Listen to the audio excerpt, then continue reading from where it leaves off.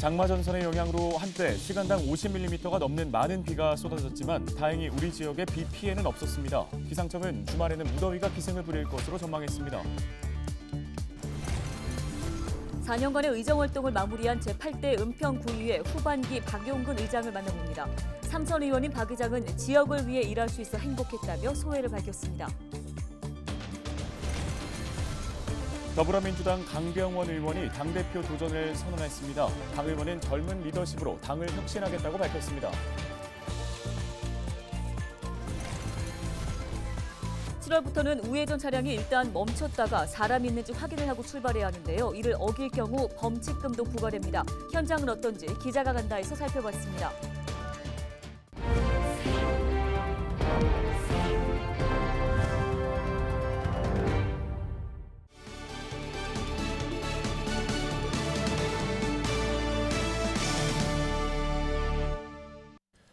여러분 안녕하십니까? 헬로티비 뉴스입니다. 이번 집중호우, 하루에도 몇 번씩 쏟아졌다가 그쳤다를 반복하는 형태를 보이고 있습니다. 짧은 시간 동안 많은 비가 내리면서 불광천 산책로도 순식간에 물에 잠겼습니다. 기상청은 주말 동안 더위와 열대야가 나타난 뒤에 다음 주 초반에는 다시 비가 올 것으로 전망했습니다. 김진재 기자입니다. 불광천 산책로가 불어난 물로 인해 모습을 감췄고 운동기구에는 물에 떠밀려온 식물 줄기가 뒤엉켰습니다. 지금 인도에 막 잠길 정도로 그렇게 내려가니까 어떤 데는 무서울 때가 있어요. 여기만 산책로가 지금 드러나가 있지 밑으로는 다 잠겼어요. 이날 불광천은 산책로 기준 성인 허리까지 물이 차올랐습니다. 비는 퍼붓다 그쳤다를 반복했는데 불광천 수위가 상승하면서 증산교 하부도로는 한때 통행이 통제되기도 했습니다. 불광천 수위가 높아지자 은평구는 안전사고에 대비해 산책로로 통하는 출입구를 통제했습니다. 30일 새벽 서울 전역에는 호우경보가 내려졌고 오전에만 120mm가량의 비가 쏟아졌습니다. 다행히 이번 비로 인한 침수나 인명피해는 없었습니다. 지난 밤 사이 양천구와 은평구에 17건의 비 피해가 접수됐는데 단순 배수로 막힘 신고가 대부분이었습니다. 기상청은 주말에는 장마 전선이 소강 상태에 들어가면서 폭염과 열대야 현상이 나타날 것으로 전망했습니다. 아침에 최저 기온이 상당히 높게 출발을 하기 때문에 여름철에 일교차를 감안을 했을 때 낮 최고 기온도 굉장히 높게 올라가는 형태로 현재 예측이 되고 있는 상태입니다. 때문에 이 7월 3일까지도 계속해서 이러한 열대야와 더위에 주의가 필요한 시기라고 보시면 되겠습니다.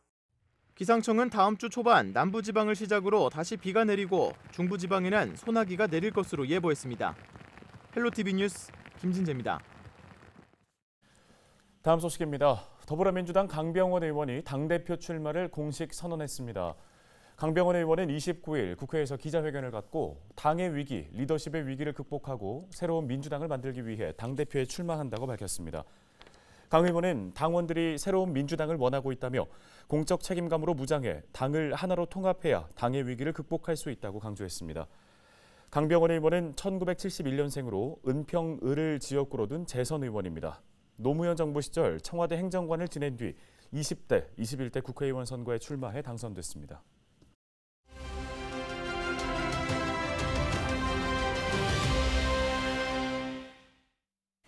(2018년 7월 1일) 출범한 제8대 은평구의회가 4년간의 의정활동을 마무리했습니다.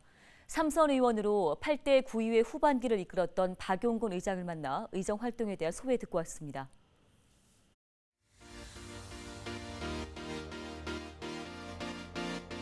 네, 반갑습니다. 어서 오십시오.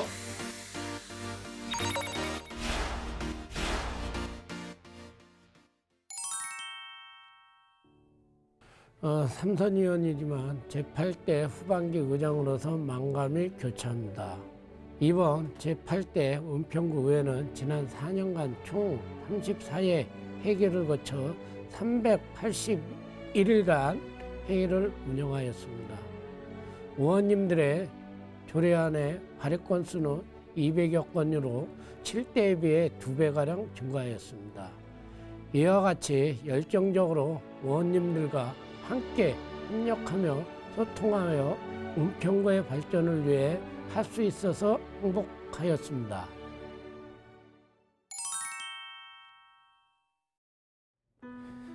그야말로 다사다난한 2년이었습니다. 코로나19가 점점 나아지고 있어 다행입니다. 코로나19 위기 극복을 위해 모든 역량을 집중하였습니다. 전염병 극복을 위해 의원님들과 함께 의원님 국외여비 등 9천여만 원을 반납하였습니다. 코로나19로 인하여 어려움을 겪고 있는 국민들을 위해 민생조례를 만드는 데 앞장섰습니다. 반면 은평구 복지재단에 관한 조례안이 부결된 것은 개인적으로 많이 아쉬움이 남습니다.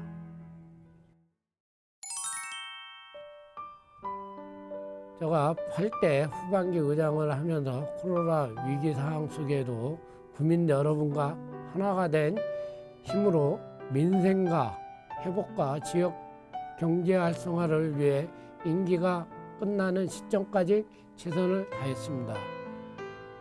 장기간 계속되는 어려움에도 불구하고 각자의 자리에서 최선을 다해 일상을 꾸려나가고 있는 은평 구민 여러분께 감사와 응원의 말씀을 전합니다. 저도 그동안 감사한 기억으로 항상 초심을 잃지 않으며 앞으로 국민 여러분의 작은 목소리에도 귀를 기울이며 은평 발전을 위해 고민하겠습니다. 감사합니다.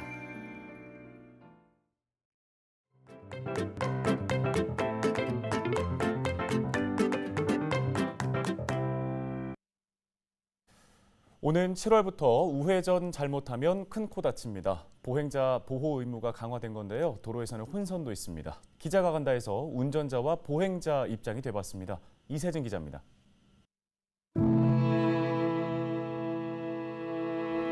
그 애는 저보다 어린 애인데.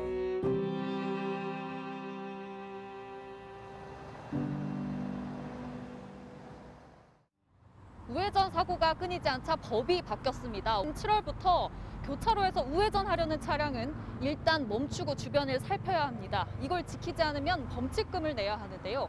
도로는 달라졌을까요? 기자가 간다에서 살펴봤습니다. 평소 우회전 차량 통행이 많은 교차로로 와봤습니다. 지금도 많은 차들이 교차로에 우회전을 하려고 들어와 있는 모습인데요. 이곳에서 바뀐 법이 얼마나 잘 지켜지고 있는지 잠시 기다리면서 지켜보겠습니다. 멈추지 않고 횡단보도로 진입하더니 보행자 사이로 빠르게 지나갑니다. 보행자가 서 있는 때도 속도는 줄이지 않습니다. 정지선의 의미가 무색합니다. 이번엔 차를 타고 곳곳을 돌아봤습니다. 오, 막 저렇게 가도 돼요? 오, 여기도 막 간다. 그렇다면 어떨 때 우회전해야 할까? 내 신호가 빨간불이라면 일단 멈춥니다. 완전히 멈췄다 보행자가 없으면 출발합니다. 초록불일 때는 보행 신호가 아닐 때만 천천히 지나갈 수 있습니다. 이게 어렵다면 일단 횡단보도나 보행자가 있으면 무조건 멈췄다 출발하는 게 편합니다. 바뀐 법에서는 횡단보도를 건너는 보행자는 물론이고 건너려는 보행자가 있을 때도 멈춰야 합니다. 보행자가 길을 건너려는 중 뿐만 아니라 건너려고 할 때에도 운전자에게 보행자 보호 의무가 부과되고 횡단보도 앞에서 일시정지해야 한다는 것입니다. 이 부분은 7월 12일부터 시행될 예정이고요. 보행자의 통행 의사가 바깥으로 명시적으로 표출되었을 때를 단속 기준으로 삼게 됩니다. 운전자 입장이 돼봤습니다. 보행자가 있어 멈췄는데 뒷차가 바로 경적을 울립니다. 지금 저한테 빵빵하는 건가요? 지금 저한테 빵하는 거죠? 앞에 보행자가 있는데 지금 저한테 비켜달라는 거잖아요. 여기서 그냥 갔다가는 제가 벌금을 내야 할 수도 있습니다.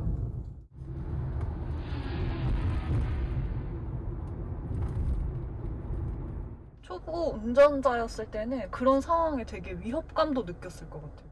촬영 중이어가지고 제가 지금 가만히 이렇게 있는 건데 평소 같았으면 저도 그런데 운전을 하다 보니 헷갈리는 순간도 있습니다. 가장 궁금한 건 보행자가 없을 때도 멈춰야 하냐는 겁니다.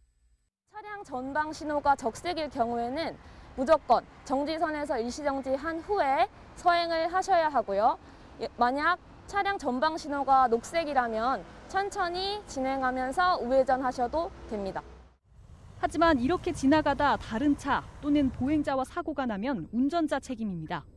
실제로 대법원 판례에서도 신호 위반을 한 운전자에게 책임을 준 경우가 있습니다. 결국 법보다 중요한 건 습관입니다. 무심코 또는 알고도 지나치는 게 아닌 멈춘 후 주변을 살피는 습관. 모르면 일단 멈추는 게 답입니다. 기자가 간다, 이세진입니다.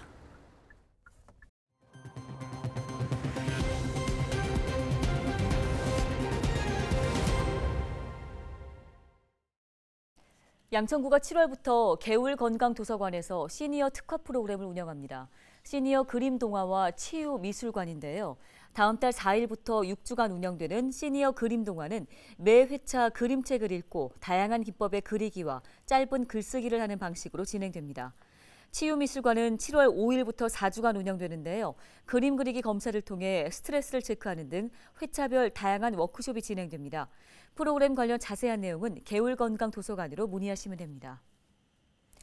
서울시가 오는 1일부터 2달간 동물 등록 자진 신고 기간을 운영합니다. 이 기간 동물 등록을 하거나 기존 등록 정보 중 변경 사항을 신고하면 미등록, 미신고, 과태료가 면제됩니다. 동물보호법에 따라 주택, 준주택에서 기르거나 반려 목적으로 기르는 2개월령 이상인 개는 의무적으로 동물 등록을 해야 합니다.